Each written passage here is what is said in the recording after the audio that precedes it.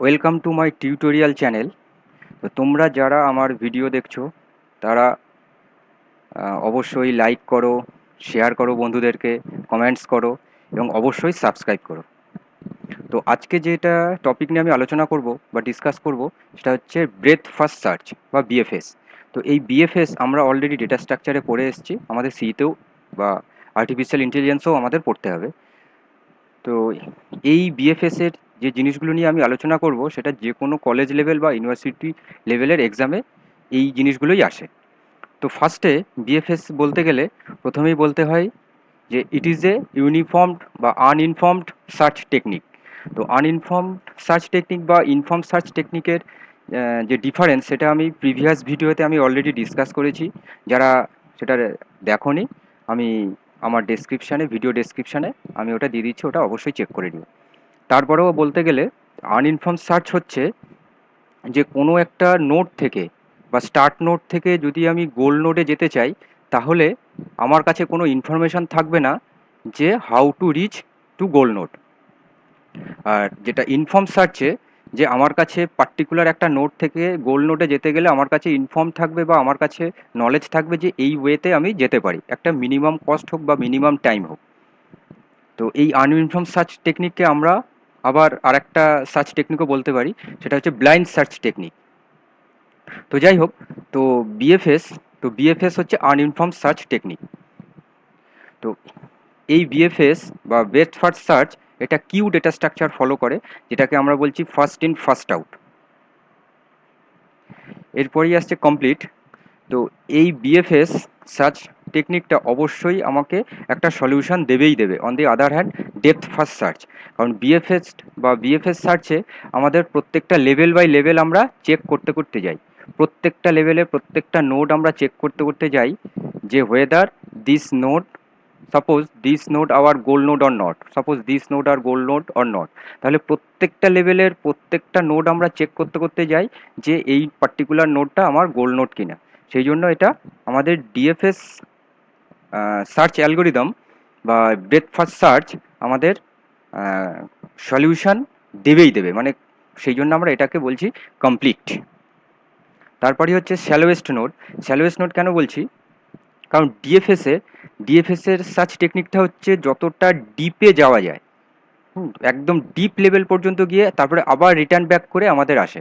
সেখানে বিএফএসে আমাদের প্রত্যেকটা লেভেল ওয়াইজ আমরা চেক করতে করতে যাই, মানে নিয়ারেস্ট নোট আমরা চেক করতে করতে যাই। সেই জন্য এটাকে বলা হচ্ছে স্যালোয়েস্ট নোট। এইটা এক্সামে খুব আসে, শর্ট নোটও আসতে পারে বা যে কোনো কম্পিটিটিভ এক্সামও আসতে পারে বা ইন্টারভিউ কোশ্চেনও আসতে পারে যে স্যালোয়েস্ট নোট কী।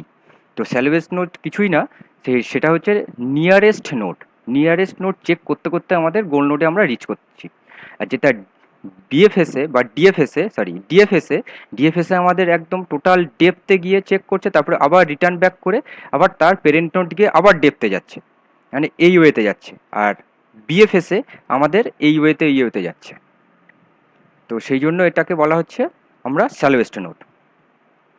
এরপরই আসছে this algorithm is obviously optimal, কারণ এখানে হচ্ছে মিনিমাম কস্টের একটা সলিউশন দেবে, মানে মিনিমাম কস্টের সলিউশন দেবে। কারণ হচ্ছে সাপোজ এই পোর্শানে আমার হচ্ছে গোল নোড আর এটা হচ্ছে স্টার্ট নোড।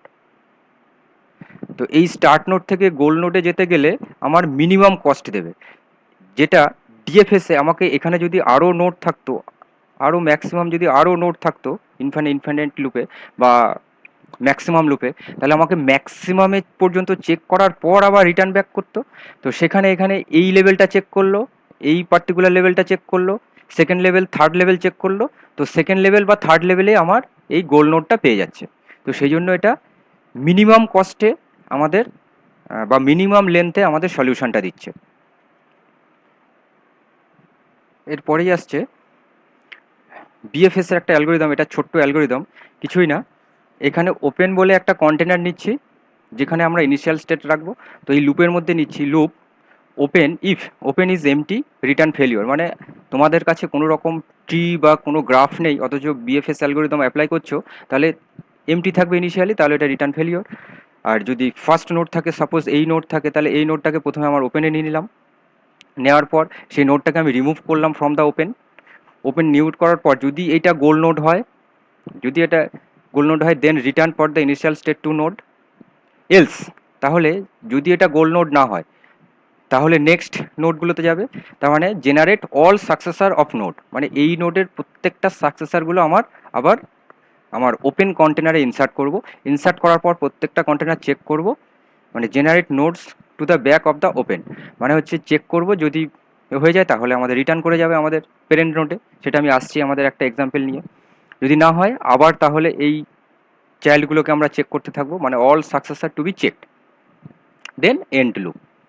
তাহলে এই হচ্ছে সিম্পলসা একটা অ্যালগোরিদম। দেন একটা এক্সাম্পল নিয়ে আমরা আলোচনা করি।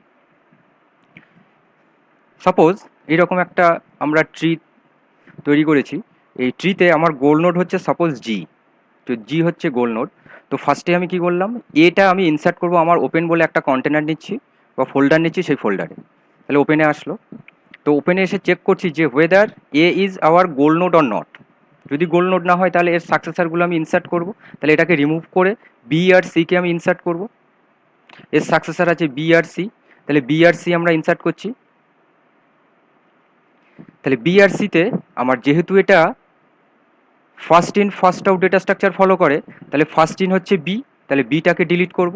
বি ডিলিট করার পর তাহলে এর সাকসেসর ডি অ্যান্ড ই, তাহলে ডি অ্যান্ড ই ইনসার্ট হবে কোথায়, সি এর পরে।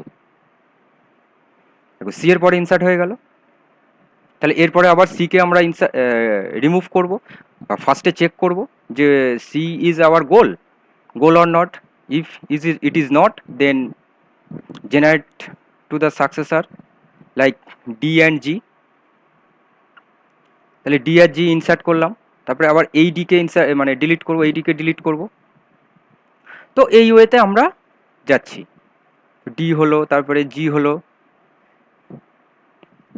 দেখো ই ই করার পর ই এর কোনো সাকসেসর নেই, তাহলে ডিটা ইয়ে করার পর তাহলে আমাদের ডি তাহলে চলে আসলো সামনে। তাহলে এরপরে এখানে কোনো ইনসার্ট হলো না, এটা ব্ল্যাঙ্ক থাকলো। তাহলে এবারে এই ডিটা ডিলিট করার পর সাপোজ,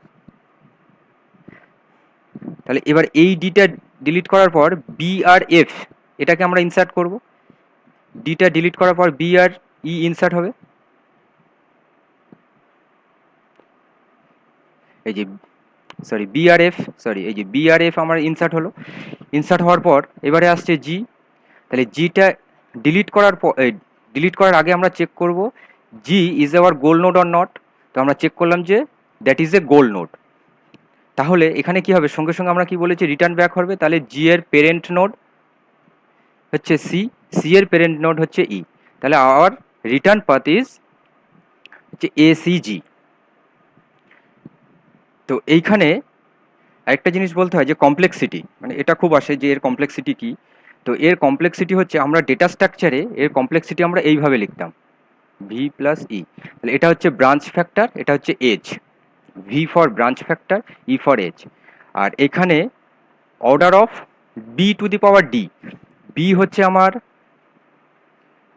ব্রেথ, মানে বা কতগুলো নোড আসছে আমার, নাম্বার অফ নোড, বা আমি ব্রেথ বলছি। আর ডি হচ্ছে ডেপথ, কতগুলো ডেপথ বা লেভেল।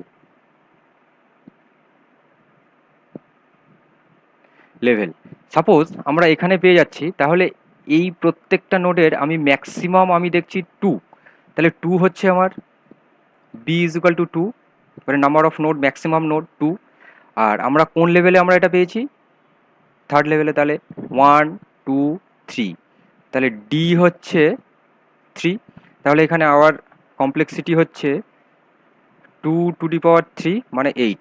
তাহলে ম্যাক্সিমাম 8 সার্চে আমরা আমাদের গোল নোডে রিচ করব। কিভাবে হচ্ছে দেখো, তাহলে এ থেকে এই সেকেন্ড লেভেলে আমাদের দুটো নোড, মানে একটা দুটো 3 4। যদি ই এর থাকতো, যদি ই এর থাকতো এখানে এটা গেলাম, তাহলে 3 4 হলো 5 6, হ্যাঁ, তারপরে হচ্ছে 7 8, এই পর্যন্ত আসলাম। মানে 8 সার্চেই আমি কিন্তু ম্যাক্সিমাম 8 সার্চে কিন্তু আমি পেয়ে গেলাম। তো বিএফএস নিয়ে যা যা ডিসকাস করার সবটাই ডিসকাস করলাম। তো এর বাইরে থেকে কোনো কলেজ বা ইউনিভার্সিটি লেভেলের আর কোনো কোশ্চেন হতে পারে না। ওকে, থ্যাংক ইউ।